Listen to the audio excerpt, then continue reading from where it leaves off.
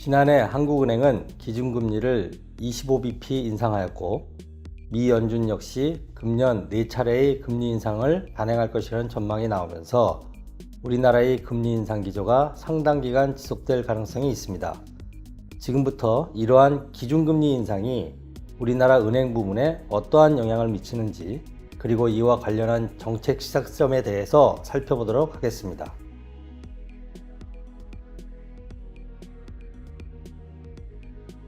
먼저 은행 대출 경로에 따르면 기준금리가 인상될 경우 은행의 대출 공급이 감소할 수 있습니다. 이는 지급준비금 제도와 관련이 있습니다. 지급준비금 제도 하에서 은행은 예금 채무의 일정 비율을 지급준비금으로 한국은행에 예치합니다. 기준금리를 인상시킬 때 한국은행은 자신이 보유한 채권을 은행에 매각하는데 매각대금을 각 은행의 지급준비금에서 차감함으로써 거래를 청산합니다. 지급준비금이 감소한 은행은 지급준비율 충족을 위해 예금 채무를 줄여야 합니다.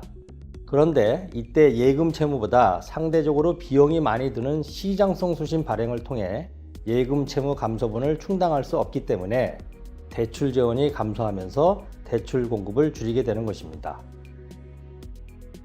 그런데 이는 은행의 자본 적정성 수준에 따라 달라질 수 있습니다. 자본 적정성이 높은 은행은 차입 자금을 상환할 수 있는 담보 능력이 높고 상대적으로 낮은 비용으로 시장성 수신을 발행하여 대출 지원을 조달할 수 있기 때문에 기준금리가 인상하더라도 대출 공급 감소폭이 크지 않을 수 있습니다. 반면에 자본 적정성이 낮은 은행은 상환 담보 능력이 낮아 대출 재원을 조달할 때 상대적으로 높은 비용을 지불하기 때문에 기준금리 인상 이후 대출 공급이 큰 폭으로 감소할 수 있습니다.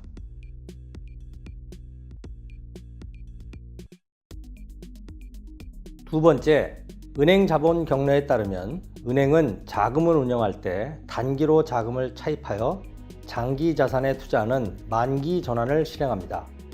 기준금리가 인상되면 만기 전환 과정에서 은행의 수익성이 악화되어 자본이 감소하고 이를 예상한 은행은 대출 공급을 줄이게 되는 것입니다. 그런데 은행 대출 경로와 마찬가지로 기준금리 인상의 부정적인 영향은 은행의 자본 적정성 수준에 따라 달라질 수 있습니다. 자기자본 비율이 규제 비율보다 충분히 높은 은행은 기준금리 인상에 따른 자본 감소로 자기자본 비율이 하락한다 해도 규제 비율을 충족할 수 있기 때문에 대출 축소 요인이 크지 않습니다. 반면 자기자본 비율이 규제 비율에 근접하거나 충분히 높지 않은 은행은 규제 비율을 충족을 하기 위해 대출 공급을 크게 축소할 것입니다. 한편 국내 은행의 경우 자기자본 비율이 규제 비율을 큰 폭으로 상회할 정도로 양호한 자본 적정성을 유지하고 있습니다. 따라서 금리 인상 기조가 장기간 지속되더라도 대출 공급 감소폭이 우려할 만큼 크지 않을 것으로 예상됩니다.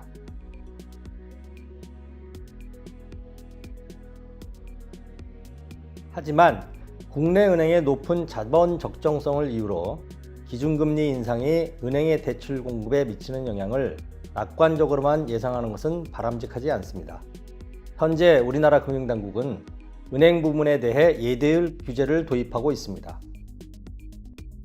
이 규제 하에서 은행은 시장성 수신 발행을 통한 대출 재원 조달이 제약되기 때문에 기준금리 인상 시 예금 확보가 어려워지면 대출 재원 축소가 불가피합니다. 이에 따라 높은 자본 적정성에도 불구하고 은행 대출 경로를 통해 국내 은행의 대출 공급은 감소할 가능성이 있습니다. 반면 예대율 규제는 은행의 유동성과 관련된 규제로 은행의 자본과는 직접적인 관련이 없기 때문에 이 규제가 은행 자본 경로를 통해 국내 은행의 대출 공급에 미칠 영향은 미미할 것으로 보입니다.